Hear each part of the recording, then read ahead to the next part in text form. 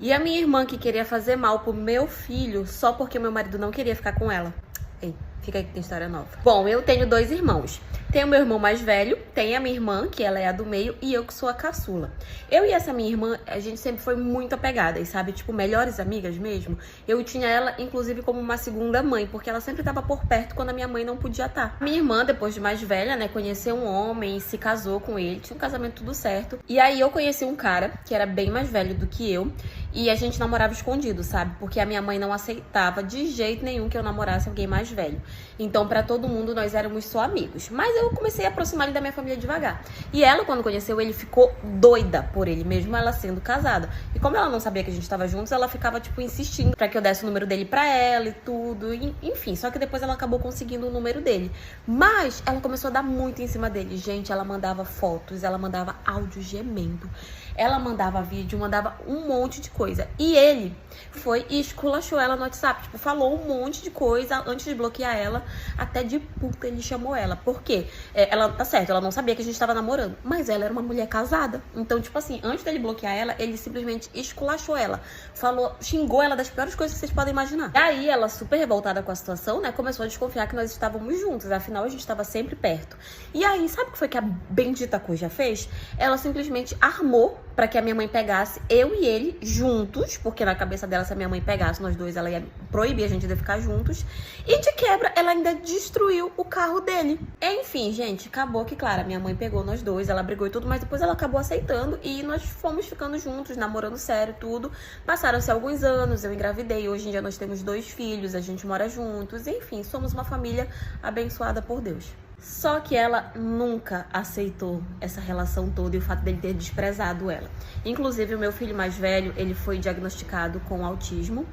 E assim, ela vive atacando meu filho com palavras grosseiras. Dizendo que ele é mimado, que ele é malcriado, que ele é egoísta, que ele é isso, que ele é aquilo, que ele tem que apanhar pra ser uma criança menos malcriada. Sendo que o filho dela faz de tudo pra irritar o meu filho quando ela vem aqui visitar minha mãe. Porque assim, eu e o meu marido, a gente aí namora com a minha mãe.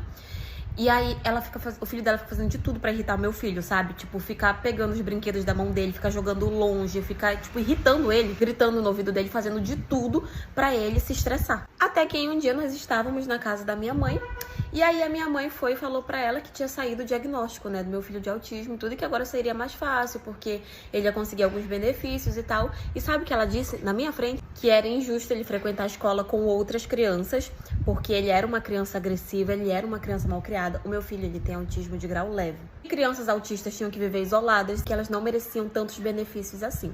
Na hora, minha mãe saiu em defesa do meu filho, né? Ela foi pra cima da minha irmã e tal. E assim, eu fiquei quieta. A minha vontade era de ir pra cima da minha irmã. Só que meu filho tava no mesmo ambiente. E eu sei que se eu fosse pra cima da minha irmã, ia ser, assim, a maior loucura, sabe? Gritaria e tudo. E isso poderia deixar o meu filho mais agitado do que ele já estava. Eu penso muito nele antes de agir. Mas a minha vontade era tirar ela pelos cabelos da casa. A sorte é que a minha mãe defendeu a mim e ao meu filho. Inclusive, depois eu falei pra minha mãe que eu não quero mais ter contato. Tipo assim, zero de contato com ela. Porque ela é, sim, uma pessoa maldosa. Fora que eu sei de vários casos que ela teve fora do casamento com várias pessoas. E eu não falo nada. Porque se o marido dela souber, Deus o livre o que ele vai fazer com ela. Mas mesmo assim, ela insiste em falar de mim. Em falar do meu filho, em falar do meu marido, em falar do meu casamento, da minha vida, de tudo. E ela simplesmente é assim porque o pai do meu filho não quis ficar com ela há um tempo atrás. E eu já deixei claro, no dia que eu pegar ela e eu estiver sozinha e eu escutar ela falando mal do meu filho, ela vai pagar pelo novo e pelo velho. E eu não vou ter pena dela. Mas enfim, essa é a história de hoje. Vou te contar do dia que eu descobri uma traição através de um emoji. Meus amores, eu não brinco de ser detetive não, eu mando ver. Foi assim, eu tinha acabado de casar e grávida do meu mini querido. E aí, esse abençoado, ele era daqueles homens, sabe aqueles homens que a gente punha as mãos no fogo? As mãos não, eu me jogava na fogueira por ele. Esse aqui, não, gente, esse aqui é bobão de tudo, tipo, ele não sai, não nada, tipo, me trair jamais. Não, isso aqui, bobão desse jeito aqui, não me trai nunca. Os bobões são os piores. A gente já sabe que confiar em feio não dá. Porque aí o feio, daqui a pouco ele começa a se achar o bonitão e te trata como a feia da história. Mas ninguém fala sobre os bobões, né? Porque, ai não, ele é todo bobinho, tipo, não, ele não trai, ele é bobão desse jeito, não. Mas os bobões também, é um perigo, gente. Os bobões, eles são os piores. Ele e o feio estão ali, ó. Aí, beleza, certo dia saiu eu e o meu maridão pra curtir e ele bebeu todas e mais algumas. Beleza. Aí Aí teve uma hora que ele foi mandar mensagem pra mãe dele. E quando ele abriu os emojis recentes, eu vi um emoji assim, ó. Sabe esse emoji aqui? Aí eu, o quê? E aí eu já fiquei com aquela bela pulga atrás de minhas orelhas, né? Pulgas, carrapatos, fiquei com tudo bem localizado aqui, ó. Aí eu, com a minha cabeça maliciosa, já pensei, tá fazendo coisa errada. Spoiler, ele tava mesmo. Aí beleza, fingi que nada tava acontecendo, curtimos horrores, deixei ele beber mais algumas, né? Porque eu tinha um plano. E aí a gente foi embora pra casa. Aí chegando em casa, ele estava loucaço, como planejado, né? Aliás, como planejado não, ele já tava muito bêbado. Aí eu falei, bom, vou deixar beber mais, porque aí, né, eu faço a minha manobra de massa. Beleza, ele chegou em casa, deitou, capotou, como se nada. Eu falei, agora chegou meu momento de agir. Beleza, peguei o smartphone dele e comecei. Fuçar, e eu não achava absolutamente nada. Falei, não é possível, porque a minha intenção, se ela falha, é tentando acertar. Então eu vou achar. Até que eu tive a ideia genial, a sacada de mestra. O fatality, o golpe final. Já até deixo aqui uma dica aí pra ti, menina, garota, mulher. Fui lá e pesquisei na barra de pesquisa. Meu amor, é tiro e queda. Pesquisar na barra de pesquisa é muito certeiro, amor. Você não precisa nem passar mal com ansiedade. Você vai lá e plau, ela te dá todos os dados e provas. Pesquisei e estava lá pra quem quisesse ver. O querido estava simplesmente marcando uma despedida de solteiro na semana que a gente casou. Só que até aí tudo bem. Despedida de solteiro normal, sair com os amigos, beber, tal, não sei o quê. Acontece que ele estava marcando uma despedida de solteiro a dois. Com adivinha quem? Aquela querida, sabe aquela querida? Aquela única querida que já causou brigas e brigas entre o casal? E ai, amor, não tem nada. Tipo, mano, você tá louco? Ela é só minha amiga, mano. Com ela. É, com ela mesma. Mas, gente, ele é tão bobão, né? Tão bobinho. Só que até aí, tudo bem. Acontece que olha como estavam escritas as mensagens. Ele tava pedindo uma despedida de solteiro pra ela e ela tipo, nossa, mas tipo, você vai casar, não vai? Aí ele, não, eu vou casar sim, mas eu quero uma despedida de solteiro nossa, porque depois que eu casar eu não vou poder fazer mais nada disso. Ah, então antes tava liberado, tava de boas. Assim, noivo, não, pode trair, tá liberado. Casamento que é sério, né, tipo... Enquanto a idiota aqui estava o quê? Arrumando os preparativos pro casamento, tipo, pro casório, né? Gente, que arrependimento de não ter visto essa mensagem antes de casar, que no final das contas até casei, né? Gastei horrores, casei com o salafrário. Aí, beleza, o que eu fiz? Ao invés de acordar ele ia estar bêbado, não ia render nada, eu fiquei a noite inteira acordadérrima, esperei a cachaça sair, no outro dia ele acordou. Minha filha, eu falei tanta coisa pra aquele homem que eu acho que ele precisa de terapia até hoje. Nossa, mas humilhar homem é bom demais. É bom demais. E aí, sabe o que ele falou? Ai, gente, ele é tão queridinho. Ele é tão, sabe? O querido olhou pra mim e disse o seguinte: amor, tipo assim, você não terminou de ler a conversa? Velho, tipo, eu nem cheguei aí. Tipo, não aconteceu nada, velho. Ah, não aconteceu, gente. Só marcou, ele só queria. Tipo, não aconteceu. Então nem configura a traição, né? Tipo, nem tchum. Ó, nada a ver. Ajoelhou, pediu perdão, falou que nunca mais ia fazer isso e começou a chorar. Chorar, igual um bebê, igual uma criança. E eu só assim pra ele. Agora faz isso. Ó. Ué, na hora que tava pra me trair, tava todo... Não conte pra ninguém que me casareis. Agora tá chorando por quê? Hoje em dia ele continua com esse ritual de beber e chorar, só que agora ele bebe, chora e vem atrás de mim. E a única coisa que me resta fazer é o quê? O dia que meu noivo disse sim no altar e depois disso, o meu ex se levantou e... Quando eu tinha 18 anos, eu tive o meu primeiro relacionamento. Porém, eu já conhecia ele desde os meus 14 anos. Tanto que por conta disso, a minha família sempre gostou demais dele e a família dele sempre gostou também demais de mim.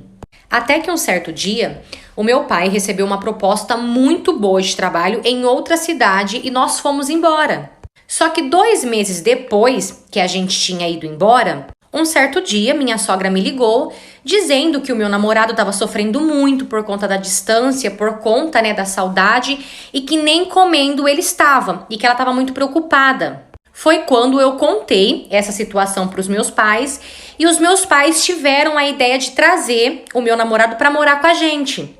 Claro que eu fiquei assim muito feliz com essa atitude dos meus pais porque eu gostava demais dele.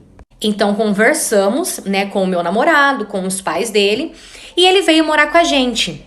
Mas o que aconteceu? Conforme o tempo foi passando, o meu namorado ele começou a mudar muito comigo. Ele ficou muito mais ciumento do que ele já era, Pra vocês terem noção, até shorts eu parei de usar porque ele não gostava, ele falava demais na minha orelha. Então, tipo assim, pra não ouvir, eu não usava mais shorts. Ele não deixava eu usar maquiagem, cabelo solto, porque ele falava que tudo isso chamava muita atenção. Até que um certo dia, eu conheci um aluno novo na faculdade. Então, como eu estava dizendo, eu conheci um aluno novo na faculdade e nós viramos amigos. Porém, com o passar do tempo, eu comecei a reparar que, pelo menos da minha parte, não era só amizade. Eu não estava sentindo só a amizade dele. Na verdade, eu estava gostando dele. Até que um tempo depois, eu descobri que ele também estava gostando de mim. Foi então que eu decidi largar do meu namorado e conversei com os meus pais. Então eu, junto, com os meus pais, sentamos para poder conversar com o meu namorado. Eu expliquei para ele que eu queria terminar porque não estava dando, expliquei os motivos pelos ciúmes dele e tal. Meu pai falou para ele que se caso ele quisesse voltar para casa dos pais dele, para nossa cidade natal, que ele podia voltar, que estava tudo bem, tudo tranquilo. Até que ele olhou pro meu pai e disse que ele não ia embora da cidade, até porque ele já estava trabalhando. Ele falou que ele ia alugar uma casa para ele e que ele ia morar na cidade mesmo, porém na casa dele sozinho. E por incrível que pareça, ele aceitou tudo muito bem, tudo muito normal. O término, meu pai pedindo para ele, sair da casa, ele aceitou tudo muito bem.